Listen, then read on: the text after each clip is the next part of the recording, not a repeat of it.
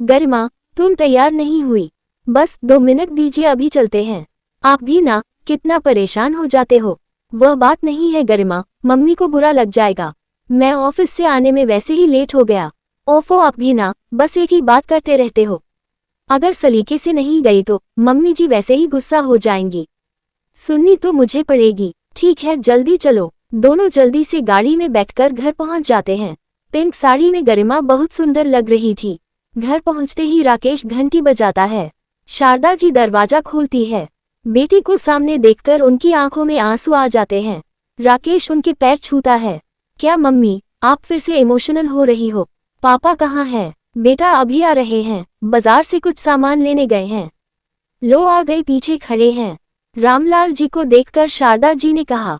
राकेश ने मुड़कर उनके पैर छुए। कैसे हैं पापा? बेटा मैं बिल्कुल ठीक हूँ। तुम दोनों कैसे हो? पीछे खड़ी गरिमा ये सब देख रही थी। उसके बाद उसने मम्मी पापा के पैर छुए।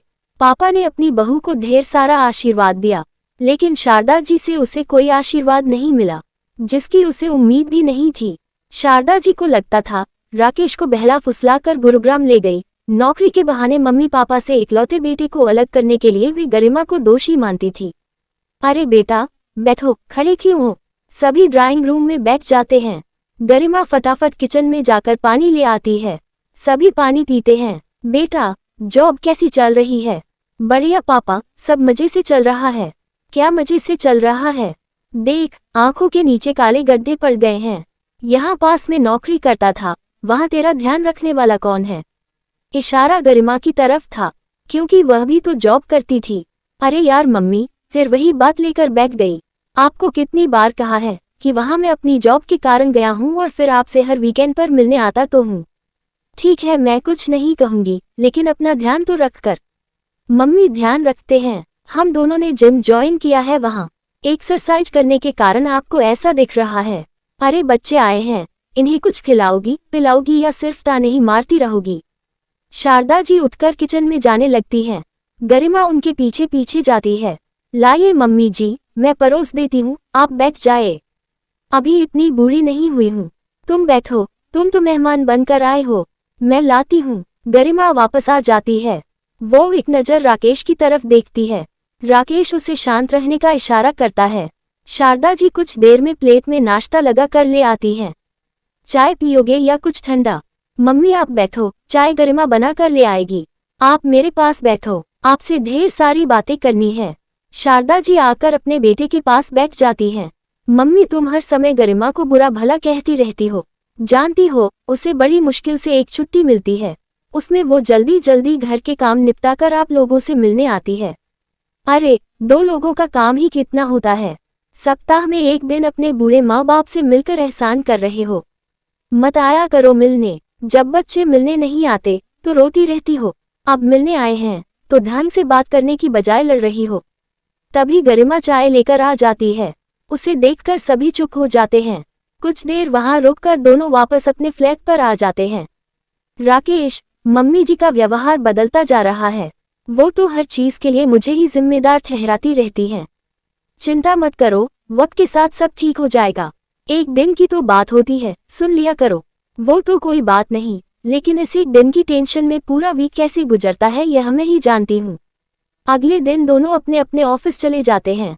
गरिमा लंच में आंचल से बात करती है। कल का मूड खराब है यार।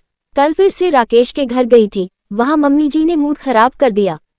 अरे यार, सास की बात को इतना सीरियसली क्यों ले रही है? ज्यादा सोचा मत कर, सब ऐसे ही चलता है। चल छोड़, तुझे पता है कंपनी में प्रमोशन की बात चल रही है। नहीं, मैं अब प्रमोशन नहीं ले सकती, पता नहीं कहाँ भेज दे। हाँ ये तो है, लेकिन प्रमोशन भी तो जरूरी है। नहीं यार, अब और टेंशन नहीं चाहिए। पिछले प्रमोशन की वजह से आज तक सुन रही हूँ। मम्मी जी को लगता है मैं राकेश को अपने साथ ले गई।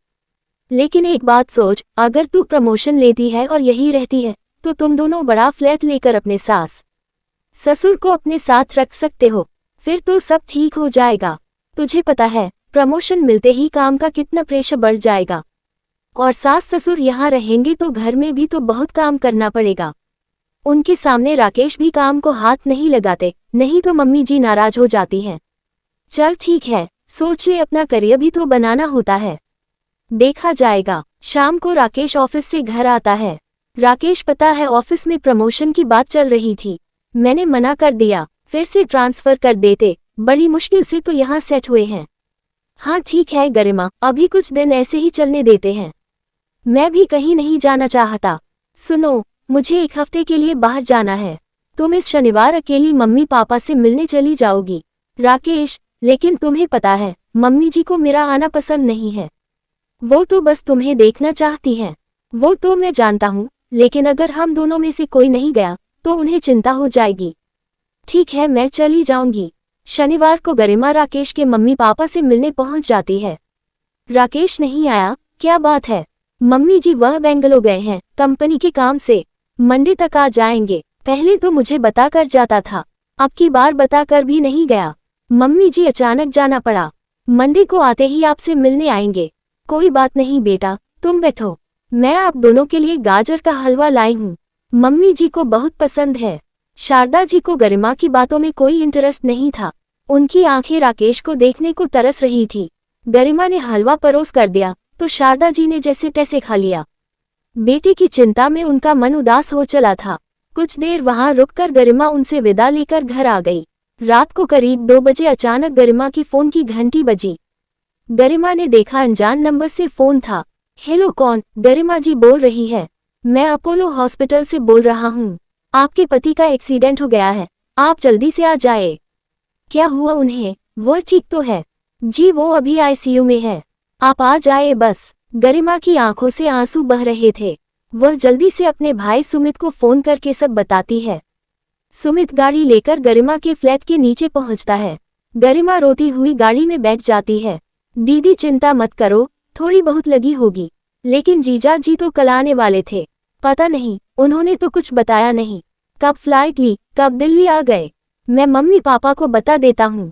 नहीं दीदी, पहले हम जीजू को देखते हैं, वे घबरा जाएंगे, आपको छोड़कर सुबह में उन्हें ले आऊंगा, फोन मत करना, ऐसे में उन्हें संभालना मुश्किल हो जाएगा।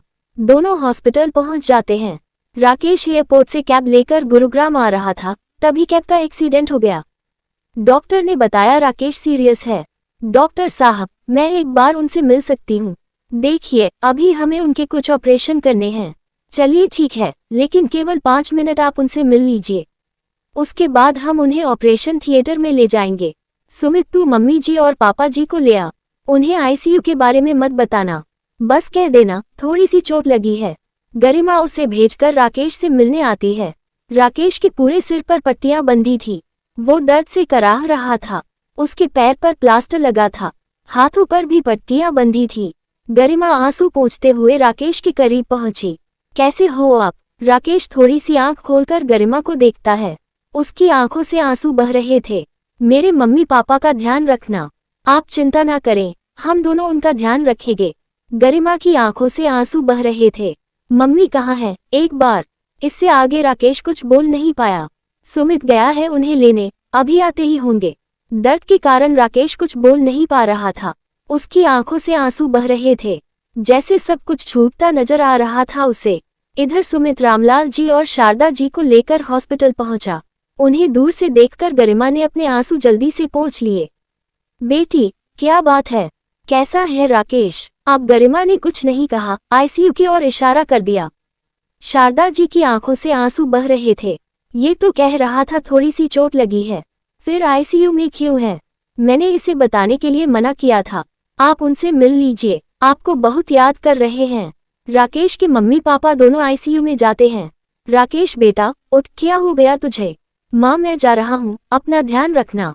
गरिमा पर गुस्सा मत होना। पापा मुझे माफ कर देना। बहुत मुश्किल से राकेश बोल पा रहा था, उसकी जुबान लड़खड़ा रही थी। बेटा हिम्मत मत हार, तू ठीक हो जाएगा, हम तुझे कहीं नहीं जाने देंगे। अपनी माँ को किसके भरोसे छोड़कर जा रहा है? तुझे ठीक होना पड़ेगा, मेरा ख्याल कौन रखेगा? राकेश कुछ चाह कर भी बोल नहीं पा रहा था, उसकी आंखों से टप टप आंसू बह रहे थे। तभी डॉक्टर ने आकर कहा, देखिए ज्यादा बात मत कीजिए, उनकी हालत नाजुक बनी हुई और ज्यादा स्ट्रेस ये बर्दाश्त नहीं कर पाएंगे। दोनों रोते हुए बाहर आ गए। उन्हें देखकर गरिमा का सब्र का बांध टूट गया। वह शारदा जी से गले लगकर फूट फूट कर रोने लगी। चुप हो जा, अब जो होना था हो गया, संभाल अपने आप को। दीदी, मैंने मम्मी पापा को फोन कर दिया था, वे लोग अभी आते होंगे। गरिमा के सिर पर रामलाल जी ने अपना हाथ फेरा। बेटी घबरा मत, ऊपर वाले पर भरोसा रख, भगवान सब ठीक कर देंगे। सभी आईसीयू के बाहर पड़ी बेंच पर बैठ गए। कुछ ही देर में गरिमा के मम्मी पापा भी आ गए। गरिमा के पापा सुदेश जी एक डॉक्टर थे, उन्होंने डॉक्टर से बात की। गरिमा की मम्मी सविता जी सरला जी के पास बैठकर उन्हें ढांढस बंधा रही थी। कुछ देर बाद सुदेश जी बाहर आए और बोले, भाई साहब, आप बहन जी को लेकर घर चले जाए, हम लोग यहाँ हैं। सुमित, तू इन्हें घर ले जा, मैं अपने बेटे को छोड़कर कहीं नहीं जाऊंगी, एक गलती पहले भी कर चुकी हूँ।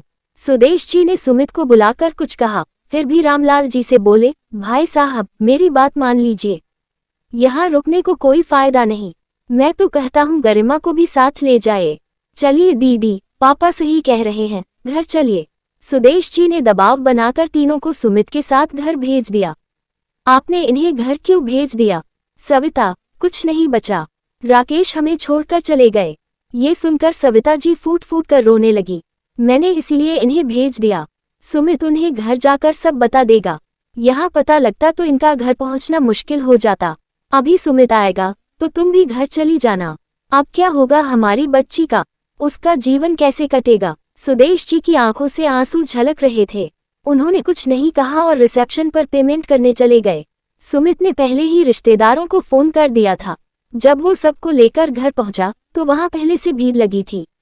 इतनी रात को ये सब कैसे आ गए? सुमित, क्या बात है, सच सच बता। दीदी, सब खत्म हो गया। क्या? अभी तो राकेश से मेरी बात हुई थी। क्या बकवास कर रहा है, मुझे अस्पताल ले चल। दीदी, पापा अभी जीजा जी को लेकर आ रहे हैं। ये सुनकर गरिमा अपने होश खो बैठी। उसके सास ससुर पहले ही अंदर जा चुके थे, उन्हें इसके बारे में कुछ भी नहीं पता था।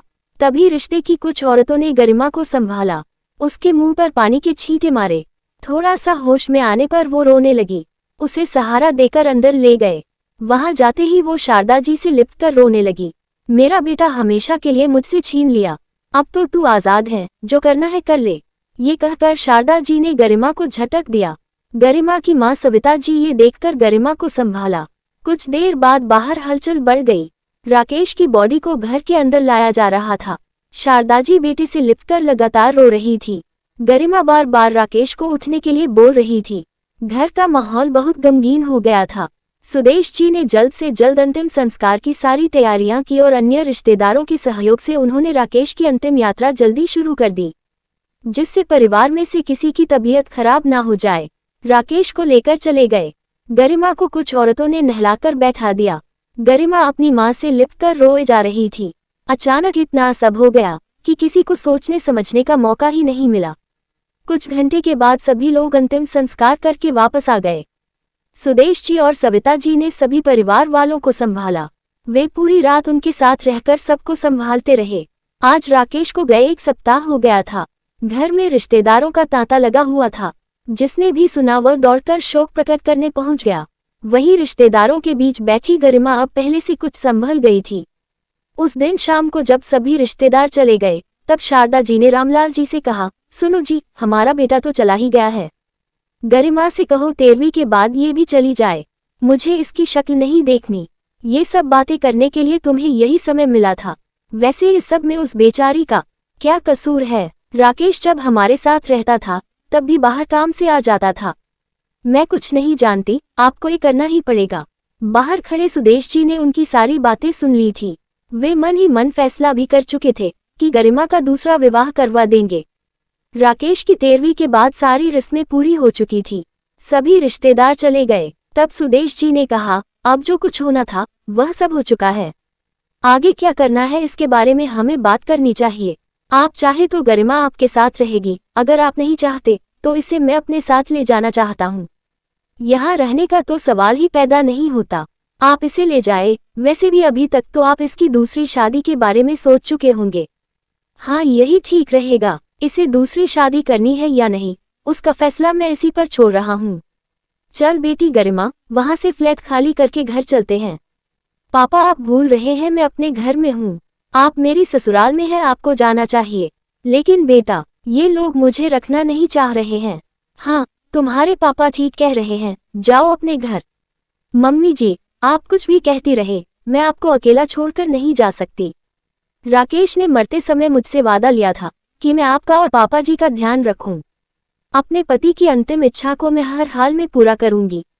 ये सुनकर शारदा जी की आंखों से आंसू बहने लगे। उन्हें विश्वास नहीं था कि गरिमा ऐसा चाहेगी। शारदा, यह इस घर की बहू है, अपनी मर्जी से चाहे तो ये जा सकती है, लेकिन इसने हमारे बेटे की अंतिम इच्छा का सम्मान किया है, इसलिए मैं चाहता हूँ कि यह यही रहे। बेटी, तू अपनी भविष्य के बारे में सोच। हम चाहते हैं कि तेरी दूसरी शादी कर दे और तू अपना जीवन नए सिरे से शुरू करे। लेकिन पापा, मेरे सास ससुर के भविष्य का क्या? इन्हीं कौन देखेगा? आपको पता है राकेश अपनी मम्मी पापा से कितना प्यार करते थे। ये जिम्मेदारी वो मुझे सौंप कर गए हैं। बेटी, मैं हमेशा तुझे गलत समझती रही, लेकिन आज तूने मेरी आंखें खोल दी। मैं सच्चे मन से कह रही हूँ, तू अपने घर चली जा, अपना घर बसा ले, हमारी चिंता छोड़ दे। वैसे भी अब हम लोग कितने दिन जिंदा रहेंगे, हमारे लिए राकेश की यादें ही काफी है। मम्मी जी, मैं आप लोगों को छोड़कर कहीं नहीं जा रही हूँ। आपका ध्यान रखना मेरी जिम्मेदारी है। आप चाहे तो मुझे घर से बाहर निकाल दे, लेकिन फिर भी मैं बाहर पड़ी रहूंगी। ठीक है बेटी, जो तेरा फैसला, लेकिन ऐसा ना हो कल तुझे अपने फैसले पर पछतावा हो। अगर कभी ऐसा हो तो अपने पिता के घर चली जाना। ये कहकर सुदेश जी सविता जी के साथ वहां से चले गए। सुमित, कल उस फ्लैट से सारा सामान यहाँ ले आना। मम्मी जी, आप क्या खाएंगी बता दीजिए, मैं किचन में जा रही हूँ। शारदा जी की आंखों से टप टप आंसू बह रहे थे। जिस बहू से वह सबसे ज्यादा नफरत करती थी, वह आज बेटा बनकर खड़ी हो गई। अगले दिन सुबह गरिमा जल्दी से तैयार हो गई। उसने सबसे पहले सबके लिए खाना बनाया, फिर चाय बनाकर सास ससुर के कमरे में गई। अरे बेटी, मैं तो आ ही रही थी चाय बनाने। नहीं मम्मी जी, अब घर का सारा काम मैं करूंगी, बस कुछ दिन की बात है, मैं आज ऑफिस जा रही हूँ, बाद में यही आसपास नौकरी ढूंढ लूंगी। बेटी, मैं सोच रहा था घर में मन नहीं लगता, कुछ काम कर लेता हूँ। नहीं पापा जी, आप इस उम्र में काम क्यों करेंगे, मैं हूं ना, चिंता ना करें, कुछ दिन में सब ठीक हो जाएगा। आप बस मम्मी जी का ध्यान रखिए। गरिमा ऑफिस के लिए निकल गई। ऑफिस में पहुंचकर गरिमा अपने काम जल्दी जल्दी निपटान लगी। खाली समय मिलते ही उसने नौकरी के लिए अप्लाई करना शुरू कर दिया। लंच के समय उसके आसपास काम करने वाले उसके पास आकर बैठ गए। आप सब मेरा दुख बांटने आए हैं, लेकिन चिंता ना करें, मैं बिल्कुल ठीक हूँ। चलिए अपना लंच एंजॉय करते हैं। गरिमा को मुस्कुराता देख सबका मन हल्का हो गया। कुछ देर बाद गरिमा अपने बॉस अविनाश जी के पास गई। सर, मुझे आपसे कुछ बात करनी है। गरिमा, मैं अगर तुम्हारे किसी काम आ सकूं तो मुझे बहुत अच्छा लगेगा। तुम इस ऑफिस में कई सालों से मेहनत और लगन से काम कर रही हो। सर, मैं अब अपने सास ससुर के साथ रहने चली गई हूँ, इसलिए यहाँ पहुँचना मेरे लिए कठिन हो गया है। इसलिए मैं सोच रही थी आप मेरा रेजिग्नेशन एक्सेप्ट कर ले। ये तुम क्या कह रही हो, मैं इसका कोई हल निकलता हूँ। सर, मैं वहीं आसपास नौकरी ढूंढ लूंगी, क्योंकि मुझे अपने सास ससुर को भी टाइम देना होगा। मैं समझ सकता हूँ, अभी रिजाइन मत करो, मैं तुम्हारी प्रॉब्लम का कोई हल निकलता हूँ। गरिमा उनकी बात मानकर वापस आ जाती है और अपने काम में लग जाती है। 2 दिन बाद अविनाश जी ने गरिमा को बुलाया। गरिमा, मैंने सारा इंतजाम कर लिया है, तुम अपने घर से वर्क फ्रॉम होम कॉन्सेप्ट पर काम कर सकती हो। कभी जरूरी हुआ तो ऑफिस आ जाना। लेकिन सर, यह सब कैसे होगा? तुम इसकी चिंता मत करो, आज तुम अपना लैपटॉप ले जाना और कल से काम शुरू कर देना। वैसे तुम्हें जॉब भी नहीं छोड़नी पड़ेगी। थैंक यू सर, आपने मेरी बहुत मदद कर दी। शाम को गरिमा घर आकर यह बात अपनी सास ससुर को बताती है। बेटी, जब से राकेश का एक्सीडेंट हुआ है, हम तुम्हारे बाहर जाने पर डरते रहते हैं। तुम्हारे बॉस ने बहुत अच्छा किया, भगवान उन्हें तरक्की दे। उस दिन बाद एक दिन दोपहर को घर की घंटी बजी। गरिमा ने गेट खोला तो सामने अविनाश जी खड़े थे। सर आप? गरिमा, कुछ जरूरी काम था, एक प्रेजेंटेशन बनानी थी। सर, मुझे बताते, मैं आ जाती। नहीं, इतना टाइम नहीं था, इसलिए मैं आ गया। तभी रामलाल जी और शारदा जी आ गई। अविनाश जी ने उनके पैर छुए। मम्मी जी, ये मेरे बॉस है। बेटा, तुमने इस कठिन समय में हमारी बहुत मदद की है। बैठो, मैं तुम्हारे लिए चाय बनाती हूँ। नहीं आंटी जी, आप चिंता ना करें, मुझे कुछ जरूरी काम था, इसलिए आना पड़ा। नहीं तो आप लोगों को डिस्टर्ब नहीं करता। बेटा, इसे अपना ही घर समझो। चलो, काम के बहाने तुमसे मिलने का मौका मिला। तुम दोनों काम करो, हम अंदर बैठे हैं। कुछ चाहिए तो बता देना। इसी तरह समय बीत रहा था। अविनाश जी कई बार घर आने लगे थे। अब वे घर में काफी खुल मिल गए थे। एक दिन गरिमा बाहर गई थी। सुनो जी, मुझे लगता है गरिमा अविनाश जी को पसंद करती है। क्यों ना हम दोनों की शादी कर दें। हाँ, मैंने भी नोटिस किया है। तुम गरिमा का मन टटोल कर देखो। शारदा जी गरिमा से बात करती हैं, लेकिन वह साफ मना कर देती है। मैं ऐसा कैसे कर सकती हूँ मम्मी जी? मैं आप लोगों को छोड़कर कहीं नहीं जा सकती। बेटी, हम अपना ध्यान रख लेंगे, तेरे आगे पूरी जिंदगी पड़ी है। अगले दिन गरिमा जब काम कर रही थी तब अविनाश जी का फोन आता है। गरिमा, आज एक क्लाइंट के साथ मीटिंग है, क्या तुम मेरे साथ चल सकती हो? मैं तुम्हें घर से ले लूंगा। सर, बात यह है कि अगर आप बार बार मेरे घर आएंगे तो मेरे सास ससुर और मोहल्ले वाले पता नहीं क्या सोचेंगे। मैं आपका दिल नहीं दुखाना चाहती, लेकिन आप जानते हैं एक विधवा को समाज किस नज़र से देखा है। अगर आप चाहे तो मैं रिजाइन कर सकती हूँ। मुझे माफ करना गरिमा, मैं समझ सकता हूँ, तुम्हें रिजाइन करने की जरूरत नहीं। हम लोग सारा काम ऑनलाइन निपटा लेंगे। इसी तरह कुछ दिन बीत गए। एक दिन शारदा जी ने गरिमा से पूछा, बेटी, बहुत दिनों से अविनाश नहीं आए। माँ जी, मैंने उन्हें यहाँ आने के लिए मना कर दिया। लेकिन क्यों? माँ जी, मुझे बहुत सोच कर चलना होगा। उनका बार बार यहाँ आना, कल कोई उंगली उठाने लगे तो क्या होगा? लगता है बेटी, उस दिन की बात तूने दिल से लगा ली। हमारा वो मतलब नहीं था, हम तो बस तेरा मन टटोल रहे थे। नहीं माँ जी, वह बात नहीं है। हमें समझ में रहना है तो सब कुछ सोचकर चलना पड़ेगा। लेकिन बेटी, उन्हें बुरा लग जाएगा। माँ जी, मुझे उससे कोई फर्क नहीं पड़ता। अगर उन्हें बुरा लगेगा तो ये उनकी प्रॉब्लम है। ज्यादा से ज्यादा क्या होगा? मेरी नौकरी चली जाएगी। शारदा जी चुप रह जाती हैं। इसी तरह समय बीतने लगता है। एक दिन रामलाल जी ने गरिमा के पिता सुदेश जी को फोन किया। सुदेश जी कैसे हैं? समधी जी, मैं बहुत बढ़िया हूँ। आप बताएं, आप कैसे हैं? मैं तो ठीक हूँ समधी जी, लेकिन आपसे गरिमा के बारे में बात करनी थी। मैं चाहता हूँ कि आप उसे समझाएं, वो दुनिया से अलग होकर केवल हम दोनों के बारे में सोचती रहती है। जहाँ तक कि अब उसने अपनी नौकरी भी दांव पर लगा दी है। हमारा क्या है? राकेश के जाने से आधे तो हम पहले ही टूट चुके हैं।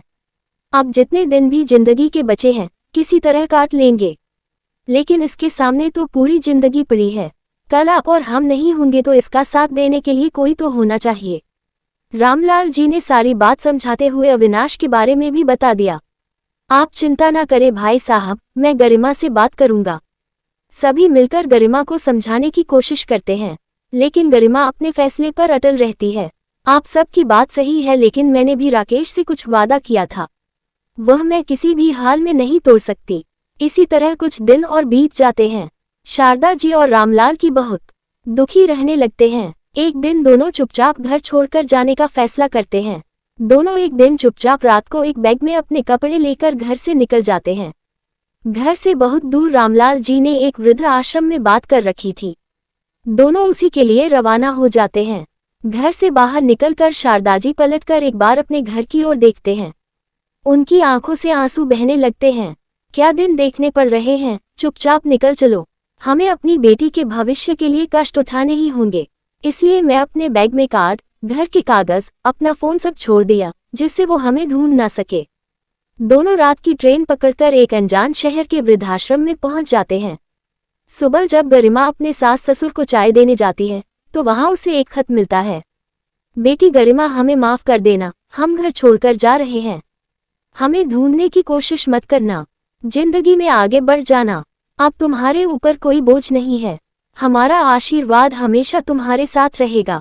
ये पढ़कर गरिमा के होश उड़ जाते हैं। वो निढाल होकर जमीन पर गिर जाती है।